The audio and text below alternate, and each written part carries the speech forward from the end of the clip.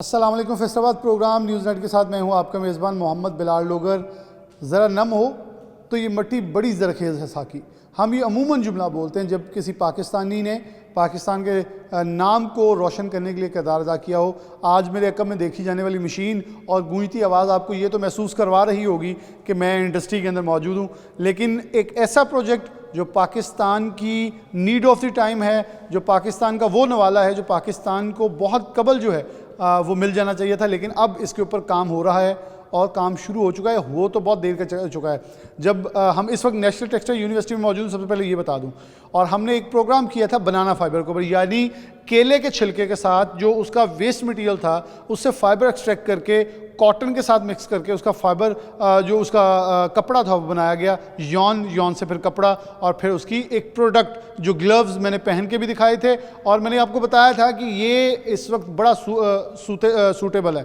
अब ऐसा ही एक नौजवान नेशनल टेक्सटाइल यूनिवर्सिटी का है, उसी अम्ब्रेला के नीचे एक नया प्रोजेक्ट लेके आया है। अली रज़ा हमारे साथ मौजूद हैं।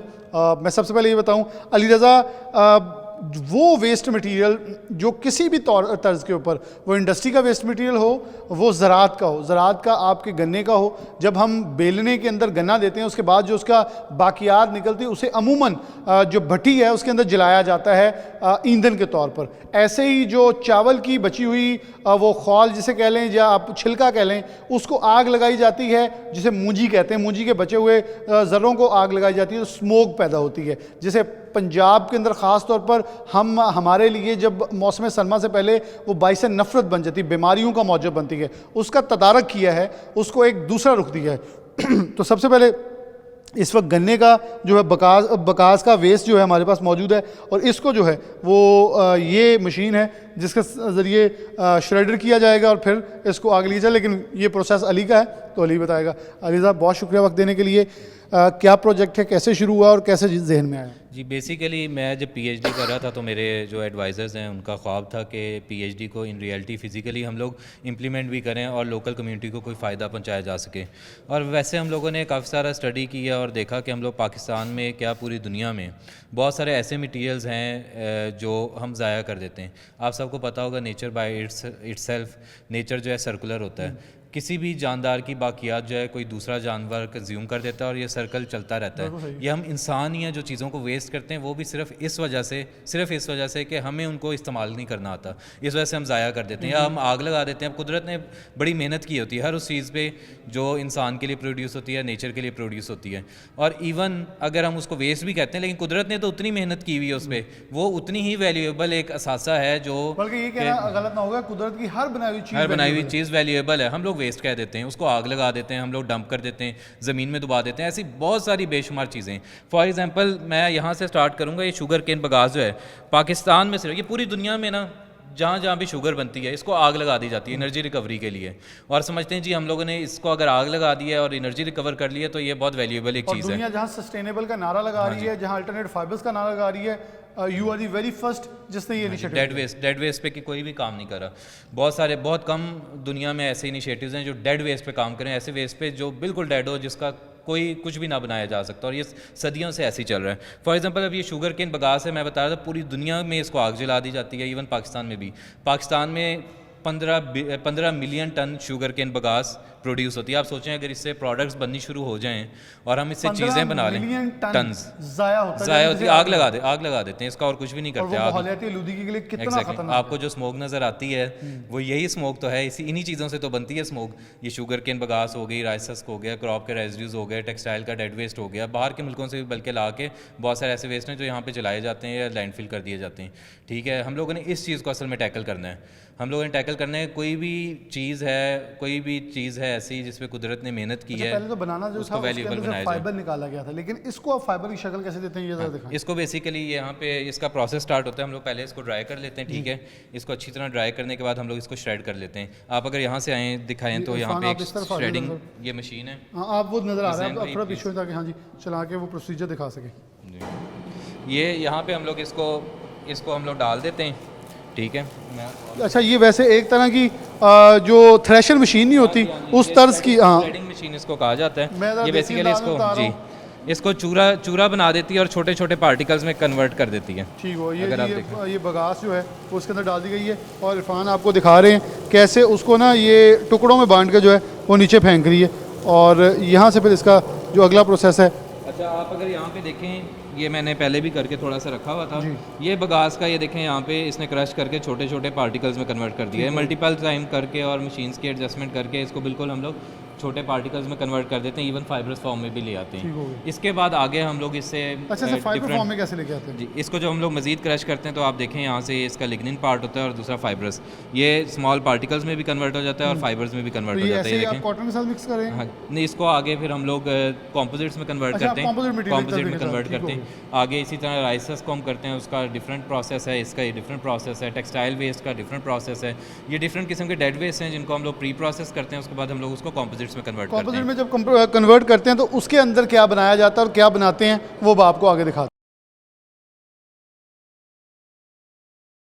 वेलकम बैक नाज़रीन, दोबारा से प्रोग्राम के अंदर खुशामदीद कहते हैं। इस वक्त दूसरी लैब में आए हैं और ये हमने इस गन्ने का यहाँ से शुरू किया था प्रोसीजर, फिर ये वेस्ट मटेरियल बना और अब इसका ये बन गया। इरफान ज़रा आप नज़दीक होकर दिखा दें कि ये इसके बाद इसका बिल्कुल चूरा बना दिया गया, बल्कि इवन कि ये इतनी ज़्यादा पतला हो चुका है, इतना इसका चूरा बन गया कि मिट्टी की शक्ल में ये उड़ता हुआ डस्ट की शक्ल में बन गया।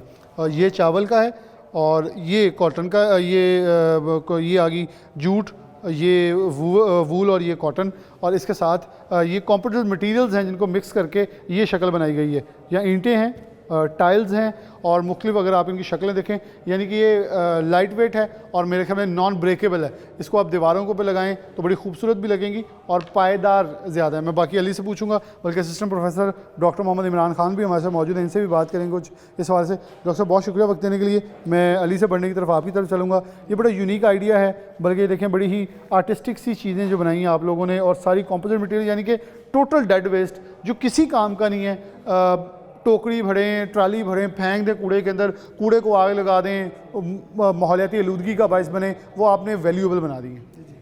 जी शुक्रिया पहले तो आपका कि आपने हमें टाइम दिया।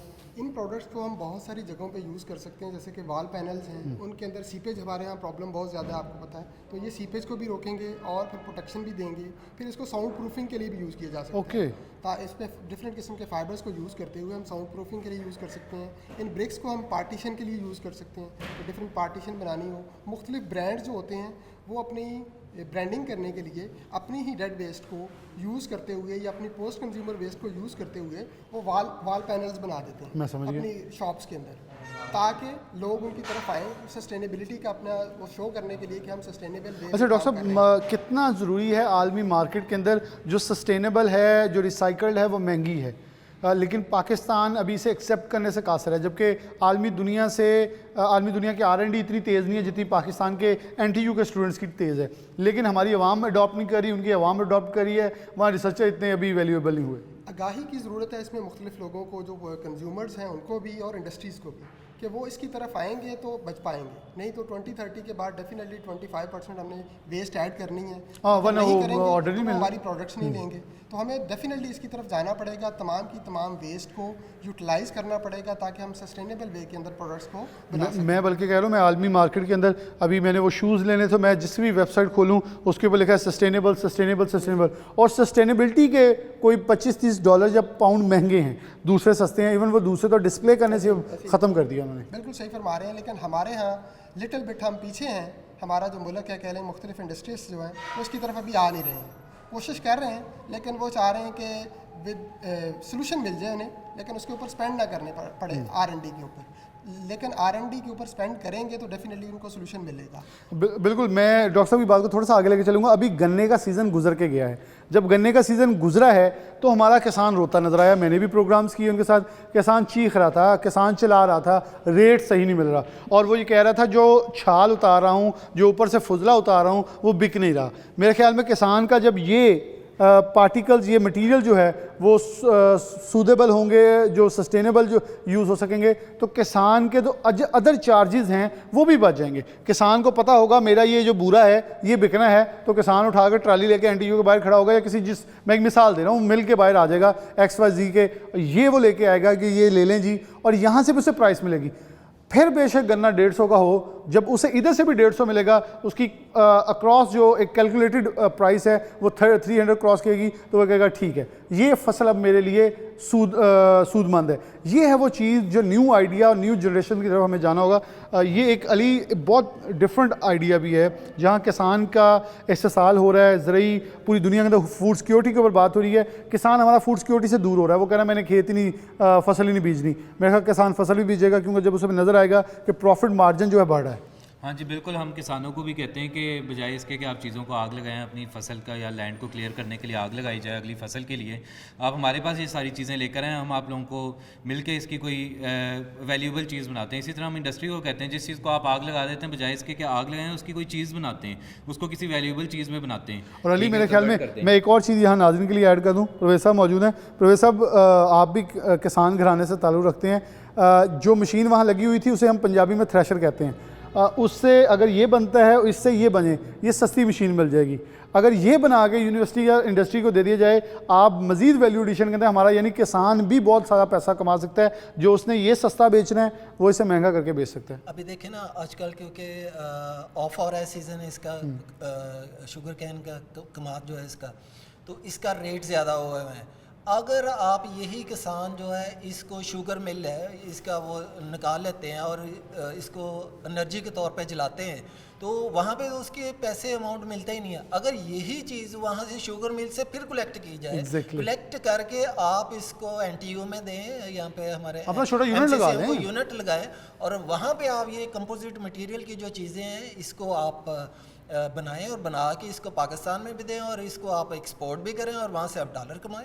और पाकिस्तान की इस वक्त टेक्सटाइल एक्सपोर्ट जो है, जब मजमूई बरामदात की बात करें तो महज हम कभी तो 29, कभी 31, कभी 32 इसके राउंड अबाउट कुछ ज़ोर आजमाई करके पहुँचते, जहाँ हमारे रेमिटेंस इंक्रीज़ कर जाते हैं। हम कमोबेश 45-50 अरब डॉलर को टच करते हैं आईटी सर्विसेज एक्सपोर्ट डाल के। पाकिस्तान की टेक्सटाइल एक्सपोर्ट जो सबसे बड़ी है वो कभी 18 को टच करती है तो कभी 17 पे, और 18 से ऊपर जाएगा तो हम बगलें बजाते हैं। तो हमने बहुत बड़ा कारनामा सर अंजाम दे लिया। पाकिस्तान की तरक्की बल्कि किसी भी मुल्क की तरक्की सिर्फ बरामदात बढ़ाने के ऊपर मुनहसर होती है और दरामदात कम करने में। आपका ट्रेड डेफिसिट, तजारती खसारा कम होगा तो पाकिस्तान या कोई भी मुल्क तरक्की करता है। उसके लिए बहुत अशद ज़रूरत है कि जहाँ एनटीयू जैसे मैं बेशतर बार कह चुका हूँ, ये यूनिवर्सिटी तो कोशिश कर रही है, क्या फेडमिक जैसा जहाँ 12,000 एकड़ अराजी है, 8,000 एकड़ अराजी एक्वायर हो चुकी है, जहाँ इंडस्ट्री लग रही है, वहाँ इंक्यूबेशन सेंटर या ऐसे नौजवानों के लिए न्यू प्लेटफॉर्म के आइडियाज़ के तौर पे इंक्यूबेशन सेंटर नहीं होने चाहिए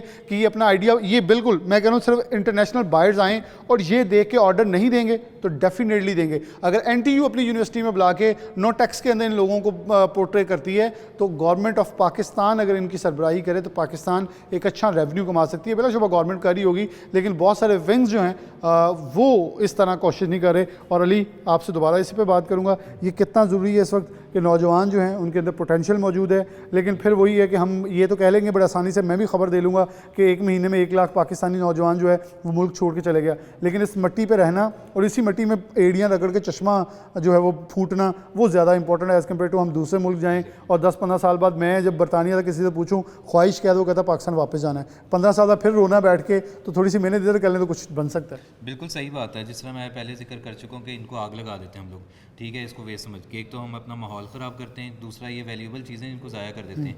अब आप गिनते जाइएगा 15 बिलियन टन, ठीक है, 15 मिलियन टन, 1.5 से 3.5 मिलियन टन, तकरीबन 1 मिलियन टन टेक्सटाइल का वेस्ट। इस सारे को, इसके अलावा जूट है, ये पोस्ट कंज्यूमर टेक्सटाइल वेस्ट, मतलब रिसाइकलिंग के दौरान जो वेस्ट नहीं रिसाइकिल हो सकता, इन सबको जो हम आग जला देते हैं, बजाय इसके हम लोग आग जलाएं, हम लोग इनको वैल्यूएबल चीज़ों में अगर कन्वर्ट करें और एक्सपोर्ट करें तो आप देखें कितना रेवेन्यू जनरेट कर सकते हैं। छोटे छोटे कितने बिजनेसेस हैं जो इससे मुंसलिक हैं, जो और ये जो चीज़ें हमने बनाई हैं जिसमें ईंट है, टाइलें हैं, इनका बेशतर मटीरियल पाकिस्तान के अंदर इस वक्त दरामद कुंदगान मंगा रहे हैं और ये हम दरामदात कम कर सकते हैं। बिल्कुल एग्जैक्टली कर सकते हैं। ये जितने भी वेस्ट हैं ये लोकली बड़े एक्सेसिव अमाउंट में, बल्कि इवन हमें इंडस्ट्रीज़ कहती हैं कि ले जाओ कहीं कंज्यूम करो, हमें जलाना पसंद नहीं है, हम नहीं चाहते, लेकिन हम करें क्या इसका। इसी तरह किसान है, उसने अगली फसल उगानी है, वो पिछली फसल का क्या करे, उसको कुछ पता ही नहीं है, उसने खेत साफ करना है, उसने आग लगा देनी है। गवर्नमेंट जितनी मर्जी सख्ती कर ले वो रात को आग लगा देते हैं। गवर्नमेंट आपको पता है धारे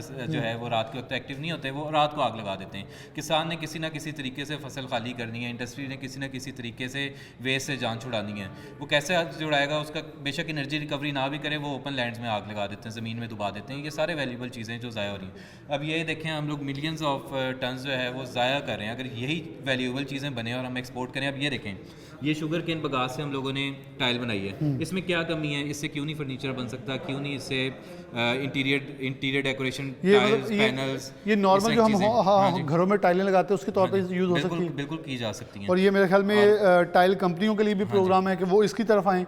ये सस्टेनेबल भी ज़्यादा है, क्योंकि अगर हम अमूमन वो हाथ से गिर जाती है, काटने में मुश्किल है, तरीड़ आ जाएगी, और कोई लगी सीमेंट कम लगा गिर गई, बहुत सारे मसाइल और हैं। इसका वेस्ट एक तो लोकली प्रोड्यूस हो रहा है और बहुत अबंडेंट क्वांटिटी में। अगर इसको हम लोग यूज़ करना शुरू कर दें, इसको कोई वेस्ट नहीं कहेगा, इसको रॉ मटेरियल कहेंगे सारे। ये दोबारा रिसाइकल भी हो सकती है, और ये जितनी बार मर्जी रिसाइकिल करें। हम लोगों ने रिसाइकिल्ड इसके साथ जो है क्या कहते हैं यूज़ किए हैं, प्रोपाइलीन, मैं आसान से ये शॉपर है जी, शॉपर जो बैग्स हैं और शॉपर्स हैं जो हम शॉपिंग बैग यूज़ करते हैं, ये उसका दाना है, प्लास्टिक दाना जिसे हम कहते हैं, उससे रिसाइकल दाना बनाया हो, जिसके मटीरियल जिसे मिक्स करके बगास के साथ, चावल के साथ और कॉटन के साथ, वूल के साथ और जूट के साथ बना के ये बनाया गया है। यहाँ सीमेंट पड़ा हुआ है, सीमेंट और ये ईंटों के लिए सीमेंट और कैल्शियम सल्फेट। ये टाइलें देखें, बड़ी लाइट वेट और बड़ी मजबूत हैं, जिनको घर के बाहर सिर्फ अगर आप दीवार के ऊपर हम उम्र प्लस्तर नहीं करवाना चाह रहे, तो सिर्फ इस टाइल को अगर एक लेयर लगा दी जाए तो खूबसूरत भी लगेगी और एक यूनिक स्टाइल है। इसके अंदर डिज़ाइन भी आ सकते हैं अगर मार्केट वैल्यू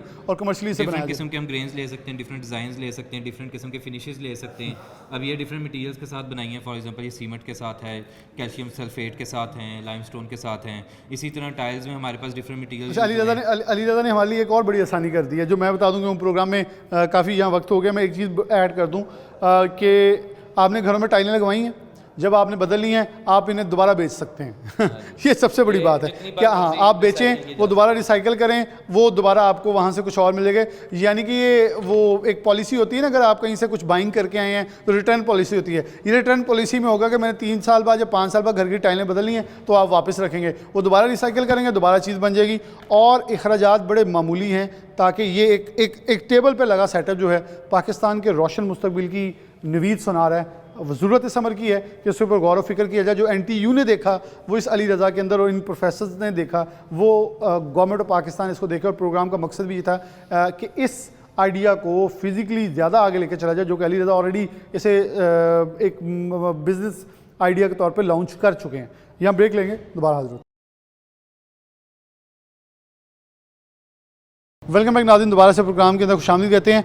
हम सेंटर ऑफ जो कंपोजिट मटीरियल वहाँ मौजूद हैं, इसके डायरेक्टर मौजूद हैं डॉक्टर मुज़म्मिल हुसैन, जो कि रूह रवां हैं और अली रज़ा के इस आइडिया के पीछे एक जो सोच है वो भी डॉक्टर साहब की है। मैं डॉक्टर साहब से बात का आगाज़ करूँ। डॉक्टर साहब बहुत शुक्रिया वक्त देने के लिए। बिलाशुबा दिल तो मेरा ये करेगा आपको, डॉक्टर यासर नवाब को हमेशा सल्यूट करने का, क्योंकि मैं बहुत सारी यूनिवर्सिटियाँ फैसलाबाद के अंदर हैं, पाकिस्तान के अंदर हैं, उनके बहुत सारे आइडियाज़ हैं, लेकिन वो क्लिक नहीं करते, वो दिमाग को क्लिक कर रहे हैं, दिल को नहीं कर रहे होते। ये आपकी जो चीज़ें हैं, जो बनाना फाइबर, बहुत सारे लोगों ने कहा ये बनाते रहते हैं, ये चलता नहीं है। बहुत सारी ज़रूरी बीज बनाने वाली कंपनियां भी हैं, अदारे भी हैं, सूटेबल नहीं हैं। लेकिन मैंने कहा मुझे ट्रस्ट है। लेकिन वो जैसे फिर बनाना फाइबर ने काम करके दिखाया, उसके बाद आपके दीगर फाइबर्स के ऊपर काम हो रहा है। अब आप सस्टेनेबल की तरफ आए हैं और ये कॉम्पोजिट मटीरियल जो आपने बनाया कमाल है।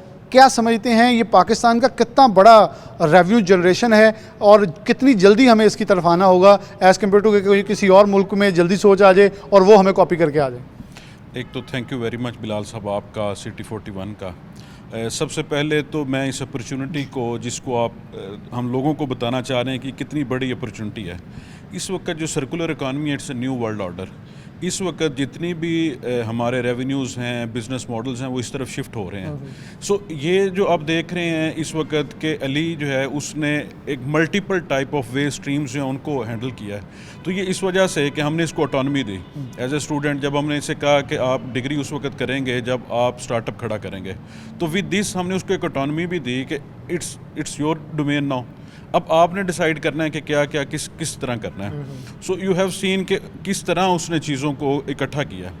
इसके बाद ये जो सेंटर है national centre for composite material, बाकी जितने भी सेंटर्स आप इर्द गिर्द देखते हैं वो मेनली बने हैं विद सम गवर्नमेंट फंडिंग और सपोर्ट। ये इंडिजिनसली ग्रो किया है। ऑफ कोर्स इसके अंदर भी फंडिंग और वो सारा कुछ गवर्नमेंट का था, लेकिन ये आइडिया इंडिजिनसली ग्रो किया है। पिछले 10 सालों में हमने एक टेबल से इसको यहाँ पे खड़ा किया है। सो इस वक्त जितनी भी रेलिवेंट कंपोजिट मटेरियल के मशीनरी टेस्टिंग का इंफ्रास्ट्रक्चर है वो यहाँ पे अवेलेबल है।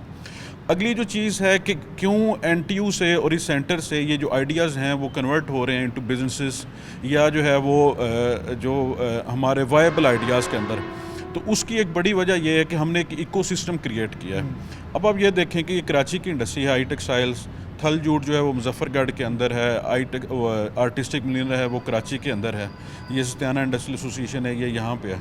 So the ecosystem is there, लोग हम पे ट्रस्ट करते हैं। सो वो स्टूडेंट्स को नहीं देखते, वो उस इकोसिस्टम को देखते हैं। तो इस वक्त उसने ना सिर्फ इसके स्टाइपेंड के लिए उसको फंड कर रहा है, बल्कि जो वेस्ट और मटेरियल है उसके अंदर भी इसको एक सब्सटेंशियल सपोर्ट जो है वो मिल रही है। तो अब ये जो प्रोडक्ट्स हैं वो इस काबिल हैं कि हम इंटरनेशनली इनको प्रेजेंट कर सकते हैं और इवन अपनी जो लोकल मार्केट है दे कैन गो देयर, और विद अ लिटल जो फंडिंग है या इवन वो जो स्मॉल सपोर्ट है उसके साथ। सो अभी ये मिच्योर हो चुका है। अब ये जो आपका प्रोग्राम है ऑफ कोर्स ये इसको एक नया बूस्ट मिलेगा जहाँ पे अब इन्वेस्टमेंट्स जो हैं वो पोर होंगे टुवर्ड्स दिस आइडिया। क्योंकि जब बनाना फाइबर के ऊपर भी हमने प्रोग्राम किया था वो भी एक वो कहते हैं नन्हा बच्चा था, हाँ। लेकिन अब वो एक बड़ा पाकिस्तान के लिए वो का कमाऊ पुत बना हुआ है। ऐसे ही आप समझते कि मैंने अंदर चीज़ें दिखा रहा था कि किसान भी एक छोटी छोटी मशीनें, जैसे हम पंजाबी में कहूँ टोका लगा लिया, जो कुछ छोटी मशीनें लगा ली, या सैलिश की मशीन भी वो घर लगा रहा है। ऐसी मशीन लगाए जहाँ वो अपने ही इस वेस्ट मटीरियल को खुद ही एक बिल्कुल बूरे की शक्ल इख्तियार जैसे बना लेते हैं, वही आप तक पहुँचा दे या किसी इंडस्ट्री तक पहुँचा दे, उसके ऊपर भी वो भी एक वैल्यू एडेड बन जाएगा। और वो भी वैल्यू एडिशन करके जब इंडस्ट्री को देगा तो पाकिस्तान को तरक्की से कोई नहीं रोक सकेगा। ऐसे अब देखें कि ये जो सलूशन प्रपोज़ किया है अली ने और डॉक्टर इमरान खान ने, हमारी इस टीम ने, उसके अंदर आप 5-10 रुपए वाली जो सलूशन है वहाँ से लेके 1000 तक का जो सलूशन है वो अवेलेबल है। सो इट डिपेंड कि आप जो है वो किस सलूशन के अंदर और किस तरफ जाना चाह रहे हैं। सो ये एक और बड़ी खूबसूरती है। समटाइम ये होता है कि हमारे जो एकेडमिशियंस हैं वो सलूशन तो प्रपोज कर देते हैं लेकिन वो फाइनेंशियली वायबल ही नहीं होता। तो यहाँ पे आप उसकी वायबिलिटी जो है उसको भी देख रहे हैं, और ये एक पैरामाउंट चीज़ है जो हमारा हर स्टूडेंट समझता है कि अगर हमने कोई सलूशन प्रपोज करना है तो इट मस्ट बी वायबल, जो फाइनेंशियली वायबल है, अदरवाइज उसकी कोई वैल्यू नहीं है। तो इसी वजह से यहाँ से अब बहुत सारी चीज़ें जो है वो निकल रही होती हैं, क्योंकि हमारा स्टूडेंट शुरू ही वहाँ से करता है जहाँ पे वो जो सलूशन है वो अदरवाइज वो प्रपोज ही नहीं करेगा। बिल्कुल सही। बहुत शुक्रिया। डॉक्टर मुज़म्मिल हुसैन साहब मौजूद थे। मैं डॉक्टर साहब की बात बड़ी प्यारी थी, मुझे अपनी मीडिया फील्ड से कुछ मुंसलिक मिसाल याद आई, मैं वो आपको देता हूँ। ये बिल्डिंग है, मैंने शूट करना है, ऊपर से छलांग मारनी है और नीचे में कुछ नहीं बिछाता, तो यानी कि आइडिया अवेलेबल नहीं है। ये कहना चाह रहे हैं कि अगर मैंने यहाँ से छलांग लगवानी है तो मुझे ये देखना होगा, मैंने एडिटिंग में कोई रास्ता लटकाना है तो उसे काटना है, नीचे फॉर्म बिछाने तो रिमूव करने, जैसे हमारी मूवीज़ में थ्रिल मूवीज़ के अंदर एक्शन सीन्स होते हैं। अब ये है बेसिकली आपने प्री प्रोडक्शन, प्रोडक्शन और फिर उसकी जो एग्जीक्यूशन लफ्ज़ है वो यहाँ वैल्यू है कि अगर आप अपने जो सपोर्टर्स हैं, जो आपको इस पूरी इकोसिस्टम को सपोर्ट कर रहे हैं लोग, उसके ऊपर ट्रस्ट लेवल इसलिए है क्योंकि ये चीज़ों को सिर्फ महज दिखाने की हद तक नहीं है, बल्कि इनके पास ऐसी मिसालें मौजूद हैं जो मार्केट के अंदर इस वक्त पैसा कमा रही हैं, जो पाकिस्तान को चाहिए। एक ब्रेक, दोबारा हाजिर होता है। वेलकम बैक नाज़रीन, दोबारा से प्रोग्राम के अंदर खुशामदीद कहते हैं। बड़ा ख़ास प्रोग्राम है क्योंकि जब पाकिस्तान की आज हम मौशी पतले हालात के ऊपर बात करते हैं, मौशी बदहाली के ऊपर बात करते हैं, तो वहाँ सबसे बड़ा एक प्रॉब्लम है जिसमें बहुत सारे टेक्सटाइल इंडस्ट्रियलिस्टों से जब बात करता हूँ तो ये मैं बड़ा कैटेगोरिकली बोल रहा होता हूँ कि हमें महज 18, 19, 17 अरब डॉलर की एक्सपोर्ट्स तक महदूद नहीं रहना। अगर हमें बढ़ना है तो मुख्तलिफ एक्सपोर्टर को मंडियाँ तलाश करना होंगी, जबकि पाकिस्तानी नौजवान को एक नए रुख के अंदर लेके चलना होगा। जैसे कि आज हम प्रोग्राम भी अली रज़ा के इस आइडिया के ऊपर कर रहे हैं, तो उस आइडिया के पीछे एक जो सोच है उससे बात ज़रूर करना लाज़िमुल मलज़ूम है। डॉक्टर यासिर नवाब वाइस चांसलर हैं कमाली यूनिवर्सिटी के, लेकिन फाउंडर हैं इसी पूरे प्रोसेस को लेकर चलें। जब बनाना फाइबर का प्रोग्राम किया वो भी इनसे। अब आगे ये आइडियाज़ जो हैं बेसिकली एक सोच पीछे है ताकि जो नौजवान हैं वो जॉब सीकर की बजाय एक कारोबारी जहन लेके आगे चले, क्योंकि हमने फेडमिक जैसी बड़ी इंडस्ट्रियल स्टेट्स को सिर्फ महज फॉरेन इन्वेस्टमेंट्स के लिए बल्कि अपने नौजवानों के लिए भी रखना है ताकि पाकिस्तान का रोशन मुस्तकबिल आगे बढ़ सके। डॉक्टर साहब बहुत शुक्रिया वक्त देने के लिए, आप स्पेशल कमालिया से आए, बहुत बहुत शुक्रिया। क्या कहेंगे डॉक्टर साहब, ये कितना इस वक्त वक्त की ज़रूरत आ चुकी है कि हमने काफ़ी 75 साल रो लिया बैठ के कि हमारा नौजवान पढ़ है, वो आगे कुछ नहीं कर रहा, या उसे रोशन मुस्तकबिल के लिए बैरून मुल्क जाना पड़ता है, फिर वो उनका हो जाता है डेफिनेटली, वो एक रोशन एक बड़ी हैंडसम अमाउंट्स वहाँ से मिल रही होती हैं, उसे घर चलाना होता है, पेट पालना होता है अपने घर का। ये आइडिया बहुत यूनिक है और ये वही है जो सस्टेनेबल और अल्टरनेट फाइबर्स का इस्तेमाल, और जो यूरोप 2030 को जा रहा है, आप उसको उस इमेज को 2025 के अंदर से बल्कि इससे पहले लेके चले हुए हैं। मज़ीद क्या कहेंगे कि कितना ज़रूरत है इसके ऊपर बहुत तेज़ी से काम करने की? बिलाल साहब, एक तो थैंक यू आपके लिए और आपके अदारे के लिए कि आप हमेशा जो इनोवेशंस हैं उनको प्रमोट करते हैं। मेनली जो कॉन्सेप्ट है इसका वो ये है कि पाकिस्तान में इस वक्त कोई 40,000 के करीब PhDs हैं और हर साल हम 2000 नए PhDs प्रोड्यूस कर रहे हैं। सो PhDs का जो मेन ऑब्जेक्टिव है वो सोल्यूशन फाइंड करना है, innovation based solution of the problems of the society. वो प्रॉब्लम्स के सोल्यूशन तो फाइंड कर रहे हैं लेकिन अनफॉर्चुनेटली वो सोसाइटी को के लिए वो बेनिफिशियल जो है वो नहीं हो रहे। तो इसी कॉन्सेप्ट के ऊपर बेस करते हमने बनाना का जो है वो शुरू किया। हमने कहा कि हम वेस्ट को कन्वर्ट करेंगे वैल्यूएबल प्रोडक्ट्स के अंदर, और जो रिसर्च है फिर उसको हम मार्केट के अंदर जो है वो लेके जाएंगे। अच्छा, जब हम वेस्ट को कन्वर्ट करते हैं एंड प्रोडक्ट्स में मींस टेक्सटाइल के अंदर, तो स्टिल एक पार्ट ऐसा होता है जो कि टेक्सटाइल के अंदर कन्वर्ट नहीं हो सकता। तो जो ऑब्जेक्टिव था अली रज़ा की PhD का वो ये था कि हमने वो जो डेड वेस्ट है उसको भी किसी ना किसी वैल्यूएबल प्रोडक्ट के अंदर जो है वो कन्वर्ट करना है। तो अली को वी ऑफर्ड कि जी आपने ये करना है। देन वी एंगेज्ड इंडस्ट्री, हमने कराची से जो है वो आई टेक्सटाइल को, आर्टिस्टिक मिलियनर को, उनको एंगेज किया, थल जूट को एंगेज किया, और भी जो different agro waste based industries हैं कि हमारे पास ये आइडिया है, हम ये जो आपकी वेस्ट है जिसको आप डंप करते हैं या जलाते हैं, हम उसको कन्वर्ट करना चाह रहे हैं वैल्यूएबल प्रोडक्ट्स के अंदर, जिसके अंदर इंटीरियर पैनल्स हैं, जिसके अंदर जो है वो ब्रिक्स हैं। और इंडस्ट्री जो है वो देवर वेरी ग्रेशियसली उन्होंने इसके ऊपर जो है वो हमें ऑफ़र किया कि हम फ़ंड करेंगे। अब अली की जो PhD है उसको आई टेक्सटाइल फ़ंड कर रहा है, बाकी लोग जो है वो इसको सपोर्ट कर रहे हैं। अब अगर आप देखें कि जो राइस हस्क है पंजाब के अंदर, तो स्पेशली जो स्मोक है वो इट्स द मेन रीज़न उसका जलाना। इसी तरह से जो बागास है उसको जब जलाते हैं तो उससे भी बेशुमार जो है वो स्मोक निकलता है। तो ना सिर्फ हम इस PhD के अंदर जो पोल्यूशन है उसको कम कर रहे हैं बल्कि एक नया बिजनेस जो है वो जनरेट कर रहे हैं। तो अली के लिए it was a challenge for Ali, क्योंकि इट वाज समथिंग यूनिक। अमूमन PhD के अंदर जो बच्चे हैं वो एक PhD जो आर्टिकल है वो रिसर्च आर्टिकल पब्लिश करते हैं, कोई एक आध पेटेंट किया और उनको PhD की डिग्री जो है वो अवार्ड हो जाती है। अली को हमने चैलेंज दिया कि नहीं, आपने पेपर तो करना ही करना है लेकिन उसके साथ आपने एक स्टार्टअप बनाना है, आपने कंपनी जो है वो बना के उससे बिजनेस जनरेट करना है, और if you will do it तो हम आपको जो है PhD की डिग्री दे देंगे। तो it's something which is very unique Pakistan के अंदर। अगर हम इस वक्त जो 2000 PhDs क्रिएट कर रहे हैं उनमें से 1000 को भी हम इस चीज़ के ऊपर लगा दें कि बेटा जो भी आपने करना है करें, रिसर्च करें, लेकिन उस रिसर्च को कन्वर्ट करें जो सोसाइटी के प्रॉब्लम्स हैं उसके सोल्यूशन की तरफ। तो आप इमेजिन करें कि अगर 1000 जो कंपनीज़ हैं वो नई हर साल क्रिएट हो रही हैं which are based on knowledge, तो हमारी जो ट्रांजिशन है टवर्ड्स नॉलेज बेस्ड इकोनॉमी और नॉलेज बेस्ड इंडस्ट्री वो बड़ी आसान हो जाएगी। डॉक्टर साहब, कितना ज़रूरी है कि जैसे आपने ये आइडिया किया है और बिलाशुबा वो हल्के आपको बड़े गौर से सुनते भी हैं, देखते भी हैं और आपकी पहुंच भी है कि ये इम्प्लीमेंटेशन जो है इसकी तकरीबन यूनिवर्सल हो जानी चाहिए हर यूनिवर्सिटी के अंदर। कि यहाँ बहुत सारे ऐसे लोग मैं जानता हूँ जिन्होंने PhDयाँ की हैं लेकिन शायद उन्होंने यूनिवर्सिटी जाने का गवारा नहीं किया हो। ये यूनिवर्सिटी की प्रेस्टीज को भी नुकसान पहुँचाते हैं। वो नौजवान ने तो कुछ नहीं सीखा, लेकिन जहाँ लोग पढ़े लिखे हैं और डिस्करेज होना शुरू हो जाते हैं। ये कि अगर ऐसे लोग आगे कामयाब हो जाएंगे तो फिर हम जैसे जो पढ़ के और सीख के आ रहे हैं वो पीछे रह जाएंगे। और ये स्किल बेस्ड लर्निंग के लिए भी कितना ज़रूरी है, जहाँ हम बहुत ज़्यादा जोर दे रहे हैं कि स्किल बेस्ड लर्निंग है, वहाँ ये एक प्रैक्टिकल मिसाल है। देखें जी, लोगों के जो जहन बदलना है वो दुनिया में सबसे मुश्किल काम है। जो चेंज है 75% ऑफ द टाइम्स ये फेल हो जाती है।